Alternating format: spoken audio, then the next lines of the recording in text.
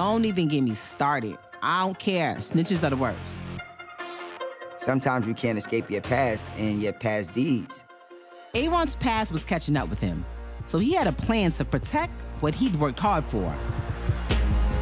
I went to New York with one thing on my mind: put as much of my stuff away as possible. I wanted everything separate, so if they ran down on one person, not everything could be taken.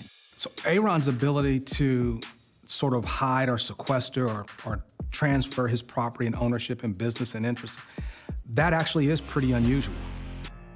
People who are drug dealers in that world who say, when I get busted, I'll make sure my assets are protected. But almost never does that happen.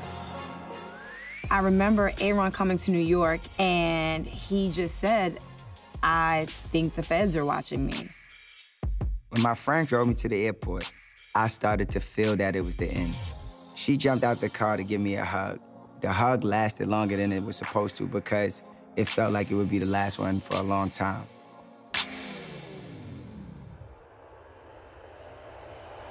Aron hopped on his flight back home after a weekend of playing Stash to Cash, but he had no idea what was waiting for him. When we were landing, I felt people brush past me, and I woke up from my nap. I just said, it's over. Federal agents arrested Aron, and now he was facing up to 20 years, and his dreams of having the perfect family was over. I ended up being the last off the plane. I stood there and watched every single person deplane.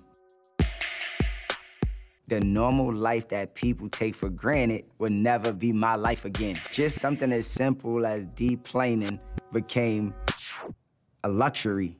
Aron had been out of the game for 2 years, but turns out the feds had bugged his car on his last lick and had enough to convict. I got charged with 150 kilos of cocaine. Mandatory minimum 20 years. Federal sentencing chart is pretty simple in the way the feds sentence someone to prison. There's numbers placed on the chart, and they just simply do a diagram.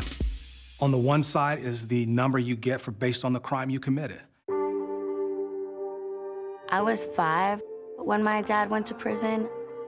That was a really heartbreaking moment for me because it called to reality that if I was the father that I thought I was, then I would never have put myself in a position to leave my child over a lifestyle